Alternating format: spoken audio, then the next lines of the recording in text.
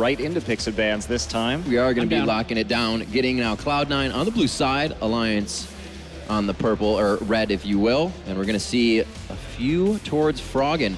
Actually, one towards Frogen, just the Orianna. So they're going to feel like they can take him down if they need. Let him play that Xerath again. Ooh. And it is Syndra and Corki focused towards high. But yes, the WoW, Gnar does get through this game. Yeah, they're more willing to ban Corki than they are Gnar. Is bold, in my opinion. More so than anything. Gnar's dominated this event. And yes, they can stop high from getting it in the mid lane. Maybe you guys disagree. I just think the Gnar is going to do very well for balls. I mean, the Zed is up as well, which is a champion that has been comfortable on in the past. I didn't even notice. But then they do run into this kind of heavy on the AD, stacking armor later. We have to watch out for that as well.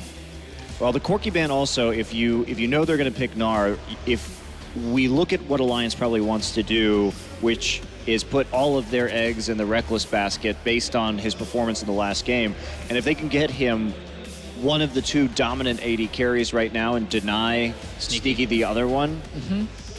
Sneaky had a solid game as well. Yeah, no, that game was really decided by the AD carries. Even with the team being somewhat behind, he was kind of matching that Are they score of gonna do it? Rekkles. Could have the Warwick coming in here for Shook. He did go for that CDR Elise last game, and he will be locking in the Warwick. We'll see that again this weekend. It's been somewhat banned, somewhat left up for teams to take, and we'll see if Cloud9, as they let Warwick go over to Alliance, what they have in store for that. It's strange. I do not understand Alliance's draft so far. Because, first off, they already know there's a strong laner in Gnar. So there's no need to pick a Maokai early. If you're going to pick a Warwick, you want to be picking into winning lanes. Therefore, they should pick Lucian with Warwick in their first two, if I'm playing them. Unless Rekkles really wants to play like a Caitlyn or a Twitch. And then we just got a blind pick Fizz from Cloud9. That's extreme confidence. That is a very bold pick, especially when he didn't do a whole lot in the laning phase last time when we thought, hey, maybe there would be that early pressure coming in from Meteos. Actually, that was Meteos as well. He had a different game plan going into that game. He wanted basically to sit inside Shook's jungle with LemonNation. That was their kind of game plan. He didn't put a lot of pressure on it at all. Well, it was the 2v1 game that Cloud9 played. They did it in their previous games of this weekend as well, just yesterday on Saturday. And we're seeing Graves locked in by Rekkles for this one. Maybe the added damage from Storm Shield from Janna will be locked in as well, but... Well, it looks like here with the Warwick and the Graves, if they have the Janna there to add the AD, they're going to be able to one-shot somebody with Warwick and Graves ult, considering that they will add that extra flat AD to Graves and amp up all of his abilities. Loving that Jarvan. Yeah, Jarvan again. It's a really good combo. Like, as far as picking strong lane, Janna Graves is going to be really strong, and now if they can pick a strong mid lane, then maybe they can get Warwick out of the mid game. But the counter pick of the Soraka too is absolutely great, because if you can avoid somebody getting one-shotted and Fizz has a chance to use, I mean, if he gets locked down, has a chance to use the Playful Trickster or Zhonya's after that, then you basically blow all their cooldowns for nothing. This does limit Frogen's options though, because the pressure, we didn't see it last game, we didn't see Meteos and Hai doing that early pressure against Xerath, but it does limit Frogen's options if they do choose to go aggressive in the mid lane and try and shut down Frogen. If he plays one of these long-range champions again, whether it's Jace, whether it's Xerath, or any of these poke champions. Well, they are again leaving it up to Frogen all the way to the bottom of the list here. 10th pick of the game to figure out what he wants to play. Only 10 seconds left to decide it. And he knows he's going to have to be safe with his pick. He's actually going for the Lissandra. He'll keep that in the mid lane for himself, which does allow him to stay safe, but will it allow him to do what he wants to do against the Fizz? We saw Hai do quite well against the long range of Xerath, so this shouldn't be any trouble. So if Alliance was lacking something last game, it was a ton of upfront damage. At least they have that now. A Warwick ult, whoever Lissandra wants to go, and Graves being able to combo with any of them is very potent, but I still favor Cloud9's draft in a lot of ways. All right, so we'll see if Alliance can get to those damage spikes before Cloud9 takes control of the game once again. We'll be right back with our second matchup in the best of 3 series here at Intel Extreme Masters San Jose. Cloud9 versus Alliance. We'll see you in a second.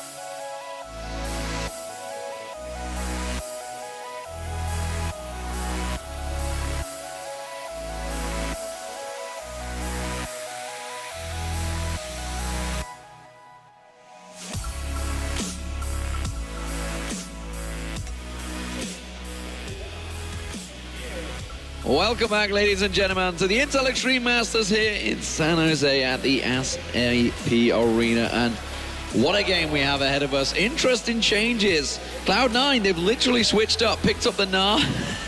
Big Rekkles fans in the house, it seems. And there he is on your screens. He had a very good first game, and as they pointed out in the analyst desk, he was literally the only damage, because Xerath was going down so quickly. He was the man putting out that damage. But let's not discredit his equal on the other side, Sneaky. He had a massive game once again, and they've let Lucian through again. Yeah, Sneaky had a pretty much equally strong game there. Both of those guys were doing fairly close to optimal DPS for an AD carry in the backs of those team fights.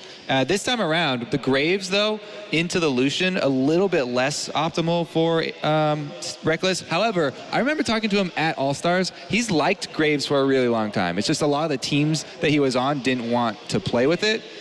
So this is definitely a champion that he is well-versed in and is very comfortable on. I don't know. I'm not really sold on the Graves pick. Like, it's a good pick into Corki, but I just don't like it like mid and late game, because Lucian has poke, Corki has poke. Like, what does Graves have? He can like hit you a little buckshot, but it's not going to do that much damage. You don't really have like a way of contributing to the team fight when you're setting up for it. Like, the smoke bomb doesn't do too much. It's like, oh, you can't see me now. And then like the buckshot does a little bit of damage, but it's just, I don't like his short range that much. So yeah, I mean, there's two ways to go with it, right? Graves, you can either go with the just big bursty, just get a bunch of flat attack damage and try and use, you know, your buckshot and your ultimate and try and burst someone down. Or you can go with that blade build, the Ghost Blade into the Blade of the Ruin King. I've seen a lot of people do that in solo queue, and it's what Pain did yesterday, I believe, as well. Yeah, and it's a lot of sustained damage, and it gives him like this weird sort of chase aspect as well, because it gives him a lot of extra speed. And if you have a Warwick and a Lissandra on your team, might see him going that route just to, you know, try and clean up people that have been picked off and left behind. But I don't know, we'll see. That build allows you to be really strong early and mid game, and allows you to pretty much brawl it out with almost anybody. But I just don't like the late game scaling on that. Well, here we go, ladies and gentlemen. Game 2 underway. Will Alliance sneak through into the final? Sneaky's been playing a huge game, high setting up everything but balls. He's gone on to Gnar. That's the only change for the entire team comp for Cloud9 and Alliance. Well, they also have Soraka instead of Thresh. Oh, yes, of course they did. They changed that at the last minute. What do we think? I mean, this is Warwick, finally, we're seeing for Shook here. I think this is going to be... You talked about the devastating blows that Warwick had on the game yesterday. Is he going to have more of effect? I think it's going to be a pretty quiet early game until Warwick hits level 6, and then you're just going to see constant fighting around mid. It's just going to be a 2v2, 3v3 scrap. We're going to be going every single time Warwick's ult's up, it's going to be a fight around mid. And something I also want to point out is Soraka can almost instantly cancel out Warwick's ult with the silence. However, I'm not sure if this is like a bug or this is how the ability is intended to be. If you're still standing on top of Warwick while he's doing his swipe animation, even if you canceled him out of the ability with like a silence, you'll still take the damage. Like, let's say you QSS Warwick's ultimate and he's still doing the swipe animation, then you'll still take the full damage from the ultimate. Yeah, you gotta run right after. You can't just... And that's the difference. High's not going to be able to escape infinite duress this time around. He can't just bounce away from it like he was on there's no outplay on that. I think if you get Warwick ulti plus Lissandra ulti, you're going to be pretty dead. Okay, are we going to see an invade here? There was a bush ward just before it, so Cloud9 well aware of this position, but will Rekkles and Nyph go towards those Grugs? Yeah, Krugs. Yeah, they don't seem to be starting at it because there is a ward there from Alliance. So this is the first time around we don't see bottom lanes, either of them taking it and just starting out straight in the lane. Both junglers going to start out on the Gromp. Warwick can just clear as hard as he can. The really interesting thing is that they have the Maokai starting as a camp. So we've also heard a lot in scrims, top laners even. Pretty much everybody wants to get in on one of those first jungle camps to get that experience boost. 200 experience sitting there means that he can just go to lane level 2. And that will help Maokai out a lot, but it does come at the cost of his teleport, which was used on a minion in lane rather than the tower. So he does get to the lane further up. However, the cooldown will be longer. Yeah, not sure why I TP to the minion there, but I think that Maokai start is really important, especially against a champion like Gnar, who has a really strong lane phasing and bully, because it allows you to get that fast level 2, come back in the lane with a bunch of potions and awards, so he's going to be able to safely farm up top. Good harass on LemonNation. Remember, he now has to expend his own health to try and heal up Sneaky, which is what he's doing, but good harass on him has put him low. Meanwhile, Nyph chugged through those potions. LemonNation doing the same, like by not going to quite catch on him. And this is a pretty close battle between these two. Good dash there to get out of that Helen Gale. Yeah, it sort of makes your AD carry just always confident to trade. Whenever you're laning with Soraka, it's all about AD carry up front, going for trades over and over, and then just relying on that sustain from Soraka. Something else that we've seen from LemonNation is the Crystalline Flask Soraka. So on one of his early backs, getting that Crystalline Flask, just because he chugs potions so often in these games, especially during laning phase, as Soraka, because you need that regeneration, the Crystalline Flask is actually fairly efficient on her. Yeah, I'm actually really surprised that Alliance didn't try to opt for a 2v1 here. Not only is the Maokai versus Gnar matchup pretty rough for Maokai, but the Soraka Lucian matchup versus the Janna, you have this heavy sustain lane, you could just whittle the Janna lane down. I think it would have been a lot better if they tried to look for the 2v1 here. Yeah, especially since they have a Warwick jungle who's not going to put any early pressure on it. No, Rekkles actually taking a fair bit of damage back on him. This is some pretty hefty trading between these two at the moment. Yeah, LemonNation running out of health potions, though. Only has a mana pot left. So they are almost running dry on this Soraka well. Oh, look at this, the river. Here comes Meteos, and they are well pushed up. Meteos with the double buffs coming around. Rekkles is almost down already. The Ignite goes down. The exhaust used. Is it going to be enough? No, instead, Meteos slides on through. Sneaky survives. Nyph going down. This is going to be a double kill for Meteos as he collects it onto Nor's Nyph. Is he going to dive on the tower? One more hit. There it is. The Dragon Stand takes him down, and it's 2 kills for Meteos. I think it's a really great gank by him. They knew that the only way that bot lane can possibly win is they have to just duel it out and just battle till the very last end, and they're all caught up in that. We have to brawl, we have to fight, we have to whittle down this Soraka. And he just came in while they're caught up in that and just collected 2 kills. And that's why I said I was so surprised Alliance did this with Warwick as their jungle, because Warwick's not going to do anything to the lanes this early on. He could walk by and swipe you, but it's not going to affect the lane. And really all of the pressure is in Meteos' hands. Meteos has a very, very free early game here, pretty much. Whereas Shook is just trying to get up to level 6. Yeah, he's not going to really have any impact on the game. That's another reason that I like the 2v1 with the Warwick pick, is because you don't really need to have that much gank pressure on the map if you're just rotating around and farming with your top lane or double jungling and just trying to look for objectives at that point. I think because they went into the standard lane, it really favors Cloud9's team comp. And I think just that one decision in the game alone might even cost Alliance the game. Well, it definitely cost them the early game. First 2 kills here over for Cloud9, going to give a very strong start here for Sneaky. And as we talked about at the beginning of the game, the AD carries were the damage sources for both teams and very, very crucial to those mid-game team fights. This is a really interesting item pickup, too, for Meteos. He just went straight up Ninja Tabby first item. I mean, there's a little bit of CC from the Lissandra and the Maokai. And, of course, Janna can slow you, but I think he's just going to go Ninja Tabby and then just go full magic resist and just be that massive tank that can't be dealt with. Yeah, I mean, he's not really worried about getting hit with a Warwick or a Lissandra ultimate in this game because they're higher priority targets, so I guess he doesn't really care about that tenacity. Plus, he's been getting the tenacity from his jungle item. Over and over, he's been going that full tank Jarvan, so he'll probably get the same thing. Yeah, I think he's one of the only Jarvan players that actually favors the ancient golem equivalent item instead of getting the warrior. I mean, it's really good if your team needs a frontline tank, and which is pretty much how Cloud9's playing with it, so I like that. Well, of course, Warwick almost hit level 6, ready and waiting to see whether he goes in. Meteos again spots out the ward, will clear it. And Rekkles not getting caught out this time around by that back half. And he will back off just in time. Shook's nearby. Let's see if he's going to have one of those drive-by ganks. Hasn't hit level 6 yet, so Infinite Duress would not be available. And he has already upgraded his smite to one of the reasons why, well, the main reason why Warwick gets Skirmisher is because of the on-hit true damage, but also Warwick doesn't need to use his smite in the jungle, so he's one of the few junglers that can always use his smite on enemy players or save it for objectives. Yeah, Warwick's actually going into the river. I'm not sure if he's going to look for a gank here. He's only level 5. He's completely unseen again. Rekkles is maybe going to get caught out. Can he dash away from this one? Tries to sidestep, but the exhaust goes down. Blocked in by the Cataclysm. Beautifully done. Can he get a kill, actually? Dodges into the bushes. Might try and take Sneaky down. Not going to happen. Nyph instead, the Ignite. Teleport comes in. This could be a big pickup for Wickd if he can land on it. Meteos is the one he focuses on. It's a tough fight for him. He gets one down, but in comes Balls. Teleport back on towards it. Shook comes in. Still yet to hit level 6, so he hasn't got that infinite dress. He needs to swipe some of these minions. He's so close to hitting 6 as well. Can he clean up? Meanwhile, in the mid lane, Frogen also going to be attacked by high back and forth action, but again, it's a 2-for-1 for Cloud9. So many mechanics to go over in that fight as well. So I guess we'll wait for the replay because it has also given Cloud9 control this bottom side. Uh-oh, Wickd in trouble. Can he go down? They got enough damage on towards him. He's on the tower. They get him down. Now Ball's caught up. He's in trouble. He will get counter-killed, and Shook will pick that one up.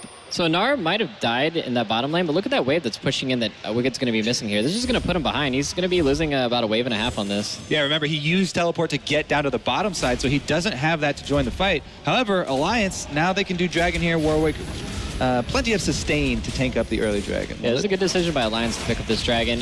They don't really have that many other options here, and they know all their lanes are pressured. This is going to be a small consolation prize, but they're still in a really bad spot. It's a big turnaround, though, of course, taking that first Dragon. Cloud9 dominating Dragon control in the first matchup. This time, Alliance do fight for it. So, blue buff across the high. You saw briefly he threw out the fish, or the earth, as it is, against Frogen in that mid lane. But let's check out this bottom lane fight. It's been really the story of the game so far. All right, so this is where Meteos, first of all, he tries to predict a flash right here. That's why he went the odd direction. But then he immediately cataclysms and uses the perfect cataclysm to actually shove Rekkles into the wall.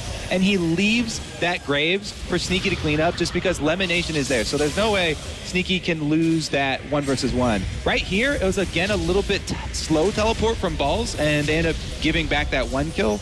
As far as the jungle is concerned, but you could see that Wickd immediately flashed out of the silence from Soraka that he laid down on the teleport arrival.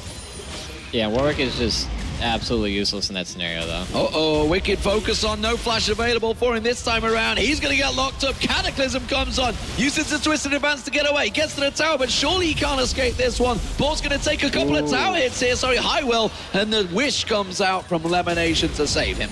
I really like the decision-making they did there where they decided to go top lane. They knew that Maokai, he had to catch that wave bottom, or top, and the wave is going to be pushing out. And of course, they know he uses flash, and they're like, hey, he has no flash, he doesn't really have that good at tank stats, he has no magic resist because he's going that Warden's Mail build again. So all they have to do is just send Fizz up there. He's like, hey, I do magic damage. I'm going to pop you. You have no health. You have no magic resist. Free kill. Yeah, plus even though it is a tank under a turret, look at all the ward coverage they have on that top red side jungle. They have full confidence that nobody else is going to join him, and it's a very, very easy 3 versus 1 scenario. Frogen, though, didn't waste any time. Shoves down mid lane. It's going to make them pay for that move up top and get some global gold for Alliance that they definitely do need to get right back in this. All right, so these wards that are in the top side jungle, this actually tells a lot. They're like, hey, Warwick is not farming his top side jungle. Like, he has to be up there farming, so they know he's in the bot lane. And maybe they're baiting this, but yeah, you see him dubbing in the bush. They feel like Warwick's bottom. Oh, he's gone for elimination. That may well be enough. Flashes away from it. Does manage to get a quick skirt. Oh, not enough. Rekkles. Shot's going to do the exhaust.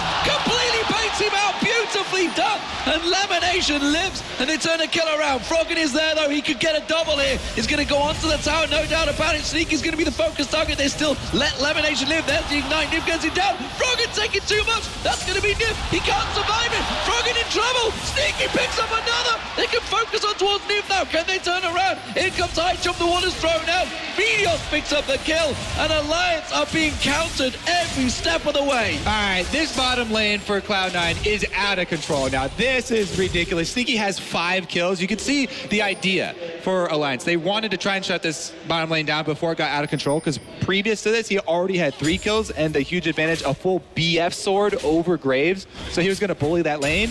But man, does this get turned around on them. And I can't overemphasize, oh, well, actually, here comes the game. Yeah, they knew Warwick was bottom. They were trying to maybe bait it out or just check around for it. And Warwick is smart to go into Soraka because, of course, Soraka can silence him out of his ultimate, but he just doesn't have enough follow-up damage there. It looked like Rekkles and Nyph weren't ready on the play. It looked like they were just maybe 1 second behind. Yeah, it looked like Rekkles was trying to get in range for a buckshot combo with his ult, but that extra second there, they didn't get enough damage. Lemon survives for so long here, and it takes Nyph and Frogen so deep into enemy territory. And I like the zoning fish here. It's like, you're going to walk into this and like sacrifice yourself? Okay, I guess not. Like, Jarvan's just going to get more fed. Hopeful for high, I think, but wow. Cloud9. Infinity Edge. Big start for Cloud9 here. 9-4 up in lane phase. You know, we talked about game 1, how we thought a lot of the fight would be down the bottom. Well, Sneaky, they didn't pick Lucian. He was in the first round choice for Alliance. They hovered over him for a while, but they chose to go with Maokai and Warwick. And now Sneaky at 5-0-1, proving why even the Koreans were banning it against him. Possibly Alliance, they must have had to pick this one up. I mean, it also has a lot to do with the Warwick pick, right? Of course, Early jungle pressure was all for Cloud9, and they made such good choices. Meteos returning again and again down bottom lane, he sort of created this problem that Alliance have to deal with, and then they were also there for counter gank when Alliance tried to deal with it. I want to more say it's actually poor choices from Alliance. They should have looked at 2v1, and I mentioned that early in the game, because by the time the Warwick actually hit level 6, they had all those wards in their top side jungle, so they know exactly where the Warwick's going to come, and they had Jarvan, and they had Fizz, and they're all like sitting there ready to back them up. Here we go again. In comes Wickd this time on towards Sneaky. He can dash away. They just don't have the damage to try and turn this one around. Cataclysm onto Wickd. Everybody's going to join this party. It's going to be a 5-man brawl. Wickd in trouble. Twisted Advance comes around. Nyph trying to pop that ultimate out. Infinite Duress on towards Meteos. He will be the first victim. But Pause gets on towards the rest of Alliance. Can he land them down? No, not getting the damage on the right targets. Alliance have backed away nicely from this one. And Cloud9 have to back up. Yeah, it looked like the Fizz was just a little late to the show, so I don't think they're going to end up fighting this. And it's just probably just going to be a one for nothing trade, so it's not that big a deal. Yeah, with Fish not landing. Or Chum the Waters. Or Earth. There's not going to be any follow-up there. But yeah, they ended up actually using both ultimates on Meteos there just for the quick kill and then back out. So Alliance much needed control here down on bottom. Both of the TPs are down as well, and Dragon's going to be up in 30 seconds. So I think they're just going to be going, they're going to counter, they're going to reset, they're going to heal, and then they're just going to go straight down for that Dragon and force it. But something we haven't been paying attention to is the top lane, the Balls versus Wickd. And Balls has been dominating that lane. You can see in terms of CS, he's ahead. He has got those 2 assists, and the tower now going down because they both teleported down there. The minions themselves taking that tower down. So Cloud9 picking up their first wave. And now, is this blue buff even going to get fought over? Shook doesn't fancy it. Frogen goes in. High going to go very aggressive on this one. Frogen in trouble. He's going to get taken down. High just runs through. Shook in trouble as well. He can get a double here. He will. And wow, Cloud9 are destroying Alliance in game 2. That was an incredibly aggressive play by High. He didn't have his ultimate up, but I'm pretty sure he knew that the Warwick didn't have his ultimate as well. So he's just like, yo, I want to see what you got. Like, what are you going to lock me down with? He actually dodged out the root from the Lissandra, and Warwick has no CC. Janna's too far away to do anything, so he just got bloodthirsty and got some kills. Yeah, it's the importance of playing around those timers, right? It's the repercussions of using both those ultimates on Meteos, like we said, on the bottom lane.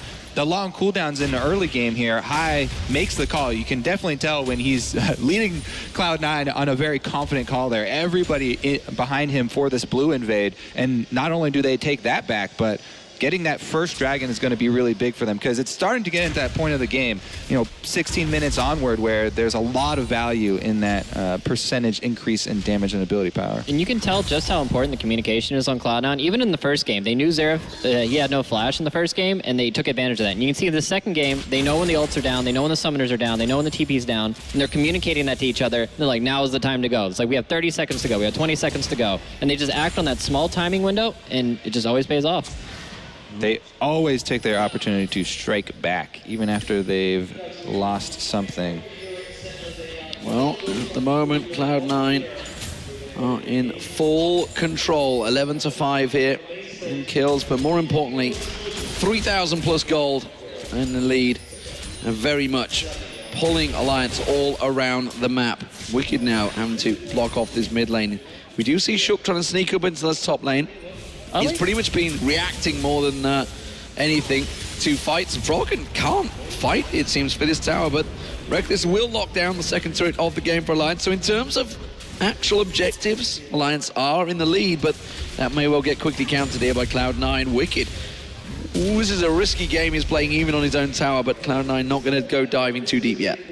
Yeah, without plenty of vision up on the top side of the map, really risky to dive Maokai. Alliance have sort of switched and they've taken control of the top side of the map with a lot of ward coverage, and now they're swinging mid here. They're keeping Frogen, though, in his own lane. He's been farming really well all game, by the way. Frogen has the highest CS in the entire game on this Lissandra, and he is going for that Zanya's next, so that could be a very big tool for them for their team fighting. It was actually a really smart decision what Alliance did there. They knew the bot, we can't fight this Lucian anymore. He's 5-0-2, we just can't do it. So they sent their people top because they know Dragon is off the map, and they just end up trading objectives. Like, when you can't fight for an objective, your best option is just to trade. Like, you get one thing, I get one thing. So that allows you to come out even rather than the other team getting ahead of you. Well, Cloud9 grouping in this mid lane, pushing for the final outer turret that is standing for Alliance. They did take, of course, that bottom lane down. Frogen will wipe that wave out alongside Rekkles. No problems there. Can they gain control of the river?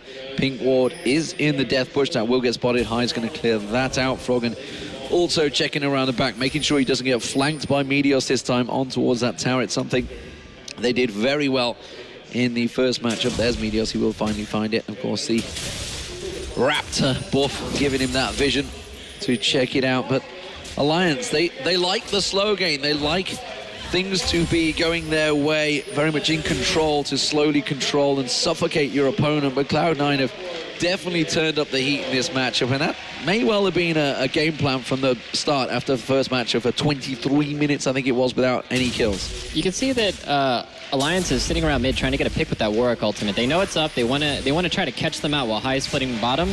But because he split bottom, this wave is hitting the turret, and Alliance is losing all this farm. And because they didn't really get a pick and didn't really get to use the Warwick ultimate and get a kill there, they're just falling behind on that. Whoa! Yeah. Smite used there pretty early from Shook. Not comboed with his ultimate, not quite in the range there to go for High. But without that Smite, it takes off actually quite a bit of damage from that Warwick ultimate. They're baiting it. I think Alliance realized it. They weren't going to try for it because he kept popping in the way. Of course, that tower is down in the mid lane. Meteos was waiting off the side there, will get spotted out. Finally, they get a ward in that bush and realize that he is waiting to flag and drag and Cataclysm and catch somebody out. All the flashes are up currently for Alliance, though. Balls has turned into Mega Gnar, but not really going to be able to make anything from this one, so they may let the cooldown go down here instead. I don't think they're going to let the time go on. Jump the Waters has been fired out. In goes Frogen, locking on towards Cloud9. They do manage to get one down. It's Wickd that picks up the kill. Balls is in trouble. He's going to turn into Mini Gnar, and he's going to have to run away from this one. Wickd going to keep on chasing, doesn't get caught out by the silence, isn't able to Twisted Advance. A lot of flashes were used in that, but only one kill for Alliance. So they were successfully, though, able to focus High, and High did not get to move from the moment Warwick was on him. Now they're shoving up mid here, 4 versus 5. Well, they may try and put the damage on the tower, but Cloud9 are not going to give it up easy. Sneaky being the man up the front, putting some damage down, but again, see the huge heal that comes out from LemonNation just tops him straight off. Yeah, Alliance, they saw that he missed the Chum the Waters. They ended up getting the pick on him. But the thing is once Alliance's catch is out, like once Lissandra's ultimate is out, and once Warwick's ultimate is out, they don't really have any tools outside of Maokai dubbing into you to actually, progress or like get another fight. They can only get that one pick, and if the rest of C9 decide to back out after that, they don't really have like that much chasing power to kill them. They're going to push the bottom tower. They've got a wave that should be enough to take it down. High is coming along. The rest of Cloud9 are actually moving this way, so they may try and defend it. And it's been enough, just High being there to wipe out their wave, to force them away, so they do not even get an objective from this one. And I don't think they might get out here. This is risky teleport. Rekkles is the last standing. He's going to have to run away up the lane. They didn't see him. Now they do. But they're pretty far away here. So anyway, I did also want to point out before that Wicked's build here really going for heavy aura completion. He's got the 2 main team fighting auras there for Alliance, so it definitely does help them out quite a bit. The Dragon's up right now. He does have TP top, and he needs to get control of this wave. You see he's going to go back. He needs mana. Yeah, he's going to go back and get some mana, but I think the Dragon's already going to be gone before they can even look for this fight. Yeah, I think it will be. That's going to get taken down. Cloud9 pick themselves up their second Dragon in the game. Chum the Waters onto Shook. He's in trouble. Just dropped where he stands. Frogen tries to return the damage, but as you mentioned, there's no follow-up. Wickd goes in, but he's 1v5 right now. Balls is going to get picked up at the side there. Rekkles comes around the side. They can close in. Cloud9 taken low. Sneaky locked up with a stun. Completely caught out with the Twisted Advance, but still not killed. Nyph manages to get the ultimate off there to heal them off. High will go down. Meteos is also going to be the focus target. Sneaky trying to get away from this one. Can't try and turn around. Wickd locks him up with the Twisted Advance, and Rekkles picks up the kill. And it's this time Alliance coming out 3-1 up. But they'd already lost Dragon, so it turns out to be an equal fight in the end. Yeah. This actually looks a lot like what pretty much the games yesterday with Cloud9, where it looked like Balls is a little bit too trigger happy and he wants to go in a little bit too far ahead of his team. All they had to do after they got that Warwick pick, they saw the Maokai T being in. Just peel back, kill the Maokai, and then you're just good to go. You can take whatever you want after that. And I think Balls just needs to calm down a little bit. You might be Mega Gnar, but you're not that tanky. All right, so yeah, this time Shook is on the receiving end of the 100% to 0 here. And as you said, Balls goes forward here, but Wicked teleports in the back, so maybe there was some miscommunication. He wasn't aware that Maokai was on the other side tanking similar to the way that he was tanking, because in the all-out tank 4 versus 1, Maokai's going to last a lot longer. And here, Rekkles having that flash up is huge for Alliance, and they're easily able to clean it up after this. You mentioned the ability of Alliance to actually chase down more kills after they've got the lead. The Maokai and Lissandra this time around were able to keep range on Sneaky. Yeah, Frogen actually ran out of mana chasing people down. He had nothing left. Something I've noticed as well also is Frogen, every time he literally locks up on a target, you will see the stun on them, and the second it's wearing off, Wicked will be on with the Twisted Advance. They're timing it very well, so clear calling, obviously, within Alliance on which target they want. Obviously, Sneaky and High seemingly being the main focus is obviously, as you would expect. So, Alliance, they have themselves a bit of an alleviated pressure after a bit of a devastating start. Honestly, they were 11-5 down. They now pulled it back to 12-9 in the goal. As you can see, here's just 300 between them. Let's see what the next focus is, and it's Cloud9 that are pushing, but got to be careful they don't get collapsed on. Well, we always talk about Cloud9 keeping track of all these cooldowns and the abilities that their opponents still have up. One of the big discrepancies from that last fight was the teleport difference now. Wicked does not have his up, so there is that extra advantage here for Cloud9 that they could try and make use of. At the moment, though, everybody grouped up doesn't mean anything. I actually think you might have the TP advantage, but it's going to be pretty dangerous for Balls to split out because they have so much catching power on that one target. If you have Lissandra layering the CC, Maokai layering the CC, and the Warwick layering the CC, they're just going to pop somebody before the Gnar can ever come into the team fight. And I think that is really scary considering how much ward control Alliance actually do have on the map right now. They've really done a good job of containing Cloud9 this time around. They've got at least all these wards up and down the river.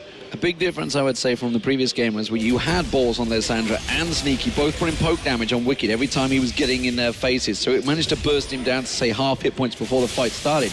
This time around, they don't really have that. And I've noticed Wicked, he was very much on top of Balls. Didn't go for it, but he wasn't taking any poke damage. He was really just quite happy to tank it up because he's got everything he needs to stop the damage from Sneaky right now. Yeah, and he definitely built for team fighting. He went the early Frozen hard. He went the lock it right after. He's like, I don't need to do any damage. Like, we have enough damage on our team. Warwick hits hard, Graves hits hard, Lissandra hits hard. Like, I'm just going to be in here. I'm going to try to be the tankiest guy you could ever see and just never die. And that was a big difference in that last fight. We saw he's way more tanky than Balls. Balls goes down in the same time that Wicked is still able to survive on, 25%. And at the longer this game goes, Warwick gets ridiculously scary late game. He has Devour. They keep on exchanging these fights. The Devour is stacking up. He's got the Skirmisher Smite as well. His threat is going to definitely outscale Jarvan as we get towards that late game. Yeah, I mean, he has the ability that Warwick, if it will go that way, if he goes full damage, which he may well do because he's got a gigantic tank already from Wicked, he could potentially get close to one pop in Sneaky. Jarvan's actually pretty good in late game. He has the auras. I mean, Warwick has an attack speed buff as well, but Jarvan also has the attack speed and armor shred. So I think they scale pretty similarly in team fights. But the big discrepancy here is their only magic damage on C9's team is the Fizz. So guess who's going to be hitting that Maokai? It's not going to be the Fizz. Yeah. All he has to do is just really stack a ton of armor, and it's just going to take them forever to get through him.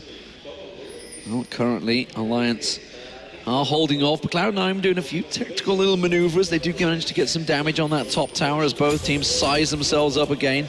After a couple of team fights, I think Cloud9 were feeling confident, but that may well have rocked their confidence in the last fight. Dragon back up in a minute. Remember, already 2 picked up for Cloud9. They're going to be wanting this third stack, get that movement buff, that all-important movement buff, which honestly will help their tactic a great deal.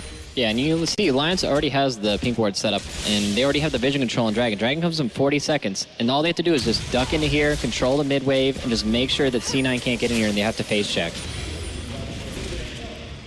The crab control, the first step for Dragon. This is actually something that's really important because they're taking it at the right time. If you know that Dragon's coming up, then just having that speed boost for the fight is really big, not to mention the extra vision. Oh, Meteos caught out. He's the jungler. They want to take him down. Forced out of the fight there. Doesn't get taken down, though. Shook also very low. The wish comes out from LemonNation, enough to keep them alive. Wicked tanking out. Ball's going to be the focus target. Can't turn into Mega now. He's well away from this one. Ballsy very low. Tries to hop, skip, and a jump away. High evacuates Everybody gets out alive apart from LemonNation. Very tight fight there, but it's Alliance clearly in the advantage, and they're going to be the ones that will take Dragon. Yeah, that teamfight almost looked grim for Cloud9 because they didn't really manage to kill the Jarvan, and if Soraka ended up sustaining the Jarvan back up to full health, that could have been a really bad fight for them. But once again, they just can't kill Wickd. Like, who on the team can kill Wickd right now? They need that last Whisper, and until they get the last Whisper, the fights are just going to go in Alliance's favor. Yeah, I think there was a little bit of a quick re-engage for Cloud9 after they had gotten away there. Didn't really buy Soraka enough time. Let's take a look here. Meteos obviously trying to clear out this ward. He is the recipient of the Lissandra ultimate. Meanwhile, up top, Hai got the Warwick ultimate. So this is the re-engage right now. They already got Meteos out, but Hai goes back in, and he kind of decides that he wants to get back out after that, but it's a little bit too late because Balls is so low, he can't contribute.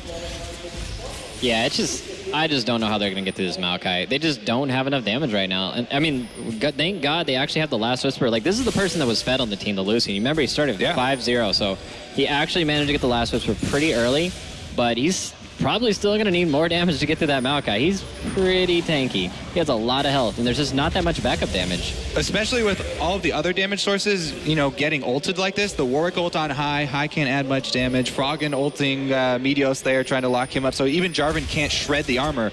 Even a Jarvan Lance would help a lot on that Maokai. Yeah, and it just looks like Nars is not having the same teamfight contribution as Wickd is. Wickd just built a teamfight. He's just set up for it. He's just ready. Positional advantage from Cloud9. They have got themselves a good position to try and put pressure on this mid turret.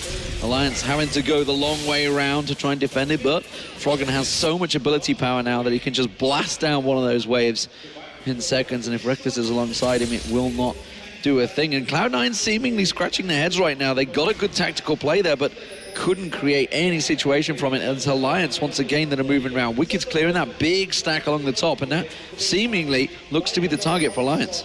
Yeah, they really need to get a pick, Cloud9 does, because if you look at it, Fizz doesn't really have a good target to go on in team fights. Like, Warwick is like okay to go on, but he's pretty tanky, and Janna can always just, you know, interrupt anybody coming at him. Maokai, you're just definitely not going to go on him. And Lissandra has two ways of making herself invincible. This tower's going down, it seems. Balls is going to come in there, going to try and get that Mega Gnar up, stacked up. Culling being used by Sneaky. They do hold it for now, but there is not a lot surviving on that one. Balls. Mega Gnar about to be transformed, and Alliance instantly back away the moment that happens. Meteos got up, infinite duress on towards him, he gets dropped, Hai goes in, gets jumped the waters down, but again, not really finding the target. Wicked's the man, transforms straight across there, twisted advance, locked up by Frogen, 3 members, Rekkles taken low, Hai jumps on towards him, gets him down, that's a big damage dealer, but Hai instantly quickly taken down by Frogen. A 2-for-1 fight, sorry, going the way of Alliance, and again, they come out on top. Teleport from Wickd will save that top bottom inner turret as well. Yeah, Wicked's going to end up catching that bot wave to catch up a little bit with the Gnar. I mean, he's been sitting with the team forever, and he just can't really farm.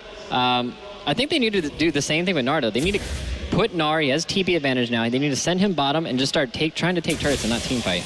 All right, so let's look at Meteos getting over here. He was trying to get into range and gets both of those ultimates stacked on top of him, so he's immediately out of the fight. Hai used a lot of the initial burst that he had on Shook, and so they try and disengage, but a beautiful over-the-wall re-engage here from Wickd and Frogen into the ult from Rekkles that hits almost everybody, takes everybody low enough. Hai, even though he does dive into the back line to take out the main DPS source, everybody got chunked so hard by that re-engage, there was no follow-up.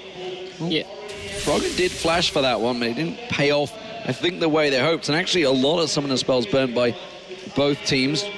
Dragon will be back up, I think, before the cooldowns finish, so we'll see whether they actually make a difference. Of course, the crab going down, that's going to give Cloud9 vision of that Dragon, which should be up by the time the timer runs out. Not too sure on the exact time on that one. Of course, we've got 2 minutes on the Dragon as you see the timer pop up. And Cloud9, again, grouping to try and force something in the mid. Yeah, Lions have all the vision right now. If you look, they have full control of the blue side jungle for C9, and all they have to do is just hang out around here and just wait for Cloud9 to make a play. They have all the control on Baron. They have all the vision around it. Yeah, they have such a solid team comp here. It's so tanky. Like, even if you do get a good engage onto them, they have Janna. They've got this Maokai. They have Lissandra, who's extremely defensive if she wants to be. So it's really hard for Cloud9 to make a move on this team if they're all 5 together. They kind of have to split them up. Yeah, I really like that Alliance actually understands their team comp in this game. You saw in the game before, they had like the poke siege comp, but they didn't really do that Poker until, siege? Yeah, they didn't really do any of that until like mid-game. But you see in this game, they know they have a team fight comp, and even though they were behind, they're like, all right, guys, like the only way we're going to come back in this game is to group up and try to get picks. And you see they haven't left each other's side for the most part for the past 15 minutes. Well, death count now completed by Frogen. And again, Wickd gone for that new righteous. What was it called? Righteous Fury. What? Right? Righteous Fury? Not Righteous Fury, That's no. Kale. Not Righteous Fury, that's a skill name. Righteous Glory, I Righteous believe Glory, it is. Righteous Yes. Glory. I'm so bad with item names. Don't hate me. Just a little quiz I'm doing here as we guess who's saying. Hot shot right now, I'll be back at home going, oh, God, I knew what that was called. But anyway, Cloud9 pushing in. This tower actually going to take a lot of damage here. Can we see a flank from Wickd? He is going to pink on towards it. High's going to be the focus target. Frogen speeding There's in. the Righteous Glory. Not going to get on towards him. And instead, yeah, used it. Didn't manage to get anything from it. Wickd. Well, High was caught by the Howling Gale. I don't think they realized the opportunity they just gained. But instead, it will defend the turret, and Alliance will keep them away. Dragon spawning in 5 seconds time. Now, it will be a triple stack for whoever will pick that up, and it's Alliance that are making the way there. I want you to look at the top wave right now for Cloud9. That's going to be pushing in. That's going to actually be a really huge wave that's going to pile on that turret. It might take it on its own. So it's going to force Alliance into making a play on this Dragon. They do want the team fight, though. Let's see what Cloud9 can actually do. Can they separate them and get them to scramble inside the jungle? Meganar gonna run out a little bit here. Oh, look at High. He's flanked around the side. They're going to hop in, jump the waters. Rekkles is the focus target. QSS not enough to help him get away. Sneaky does manage to dash out of there. Everyone Shook from has Alliance ult. is chasing. They want to catch on towards him. Shook does have ult, but he can't get close enough. And Cloud9 chase on towards him. They find him. A good ultimate comes out. Infinite Duress comes back out. Why did Shook go back in there? God only knows. Instead, Cloud9 will be the ones to chase out Alliance, and the Dragon will be their reward. What a flank by High. And then Meteos comes around straight up the middle to help him take out Rekkles. That was a beautifully executed team fight from Cloud9 and a well-deserved Dragon reward. Yeah, that was really synced up. Like, not only was High in the right place, you saw that they were like, yo, I'm going in now, and you need to blow everything. I think he flashed EQ just to close that distance. And they popped the QSS almost instantly, and they just piled on him and killed him, and they just ran straight by the Maokai. Well, talking about those timers, Flash was down for Rekkles so that he could not get away, and it's so close to coming back up. Here we go. Yeah, exactly the same time they arrive at the target there, and Rekkles doesn't get off an auto attack in this fight. Sneaky, though, he had a hard time. He got away from the Lissandra. Shook, you could see he flashed there. He was trying to get back in range to chain them. Because Alliance left that small window open, Sneaky was actually able to escape. And then, since they have the extra person advantage here, good cleanup from Cloud9.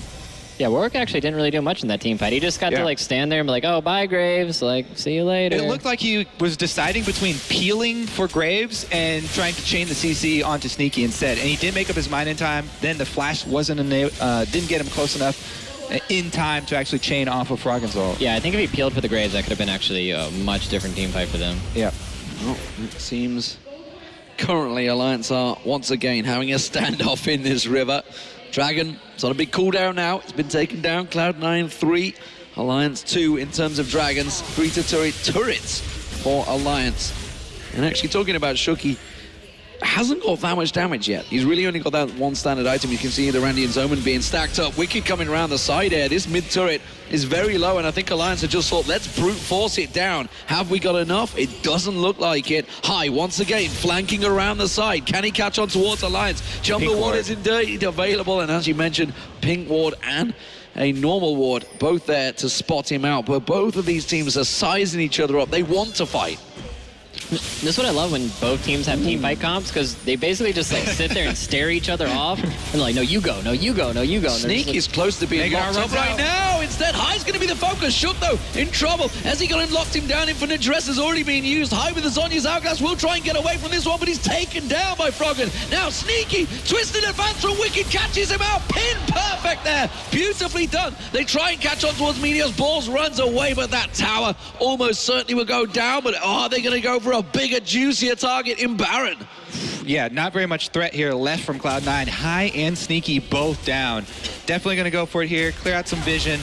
Let's see if there's a miracle steal here, or they just decide to try and get a turret in exchange. Looks like they've opted for turret. There's no minion way for him to even get that there.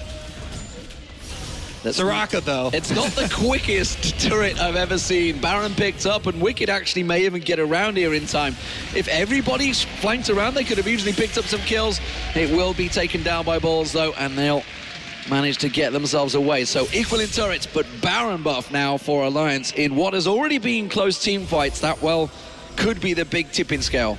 And you see the big difference in that team fight was they were instantly ready to peel the Fizz off. They weren't trying to go in and just pick off targets like the Lucian. They were like, oh, we got to get High off of this guy. Yeah, High got himself into a bad situation here. He didn't even get the damage there from the flip, and there was no way he was going to escape from that. Sneaky on the other side here, they just re-engage on him. Wickd able to get the twisted advance, and follow-up damage is definitely going to cost them. Let's see, two lanes here buffed up by super minions. They are trying to take advantage of Wickd in the top lane, getting another wave going and getting this turret at the same time. Yeah, Cloud9 don't exactly have the best wave clear here, but looks like they're going to hold off for a little bit. 4 versus 5, so A little confused by why they didn't actually zone out Sneaky. Sneaky was off the top, but again, lack of vision from Alliance, actually. They're just trying to take advantage of that big wave. They got 0 ward coverage in the lower half of Cloud9's jungle because they've had that siege lasting so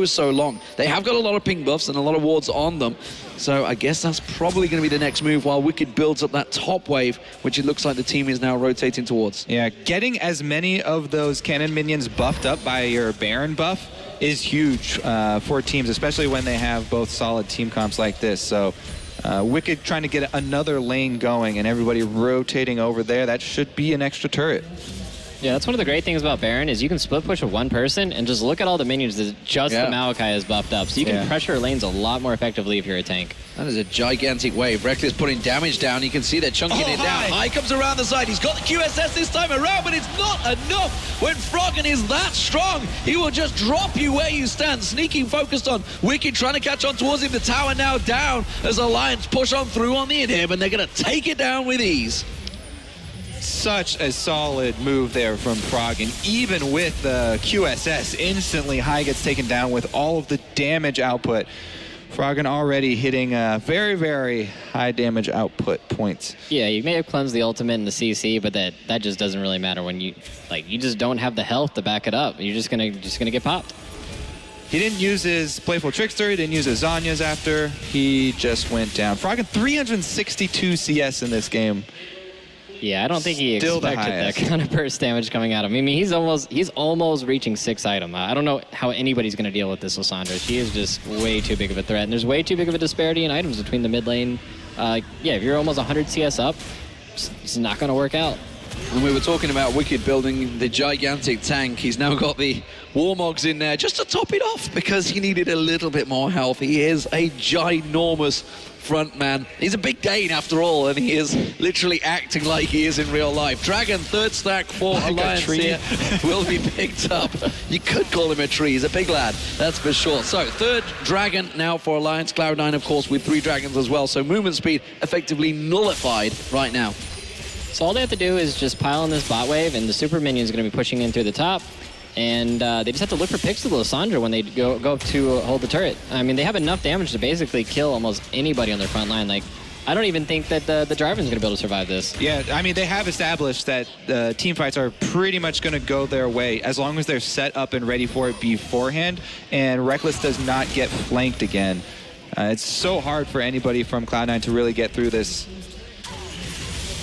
Yeah, it's just too much armor coming out. And when your only source of magic damage is your Fizz, and you see what the impact Fizz is having in the team fights, it's like, yo, we are going to drop every single piece of CC we have on this Fizz. I don't care if he has a QSS, we're going to kill this guy. And that just leaves all your physical damage dealers left.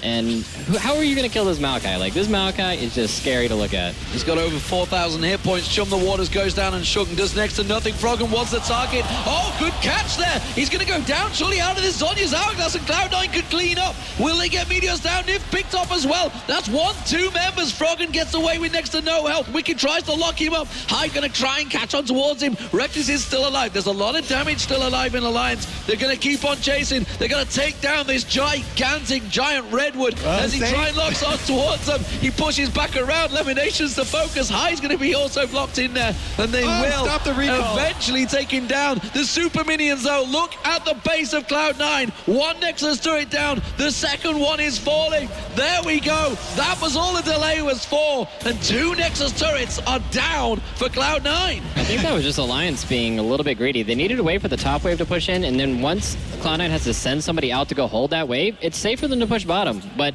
they just were really impatient, and look where it got them. Yeah, they answered your question. How do you kill the Maokai? You kill everybody else first, the rest of the team runs away, and then you have 4 people try and focus him Yeah, down. 20 minutes later, you can kill him with the 5 It still took them so long to take him down as well. It was crazy. So, Alliance very much in control now. And of course, with that teleport up on Wickd. Are those captain boots on Wickd? I'm pretty Yes, sir. sure. Orange. Okay, so that's really good. He's just going to have like all the people just running at him while he's just the front line. So that allows him to fall up really well. I like that. I like that pickup. I think captain boots are one of the most underrated boots as far as like mid and late game for team fighting. I don't like seeing people always just opt out for the home guards. I think captain boots are really nice. It makes perfect sense for a gigantic tank. Frogen, Sonya's Hourglass used already. He does stop Jump the Waters, and they can turn this back around. High, poke down low. Balls locked up by the stun. A lot of damage going down on towards him. Shook tries to lifesteal, but he's going to get locked out. There's another one going down. Balls is going to get dropped off the side. Frogen's going to chase.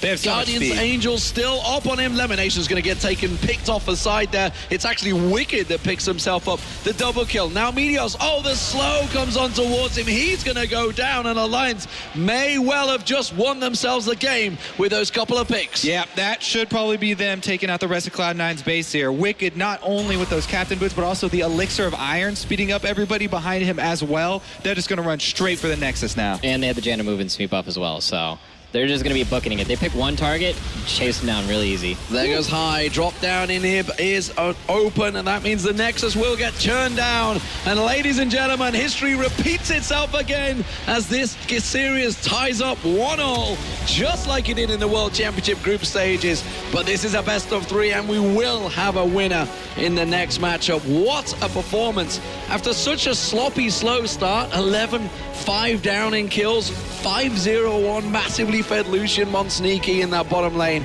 Alliance managed to turn it around, and boy, do we have a game on our hands here. Yeah, I actually thought that game wasn't going to go anything like that. After I saw the Lucian being 5-0, I was like, well, Yeah. like, here we go, guys. Like, this is going to be the 2-0. But Alliance made some pretty good decisions with swapping and trying to dodge the fed Lucian, and they ended up trading objectives, and they made it out okay. I think it's safe to say anyone in solo queue would think the same. They'd be Yeah. like, that's it, we're done. Like, We've lost. GG at 20, guys. Report the Graves. Like, report him right now. That's why it's a team game. Wickd just rushes auras and comes with a Maokai, so he's got all kinds of damage reduction for everybody, and they turn it around. Yeah, Wicked's being a really great team player. I mean, he's got the captain boots, he's got the frozen heart, he's got the righteous glory, not the righteous fury, and of course he has the locket. Like, every single item he's building is just all about team play. Fantastic stuff. We have a game 3 coming shortly. For now, though, we're going to take us through game 2 over towards the analyst desk.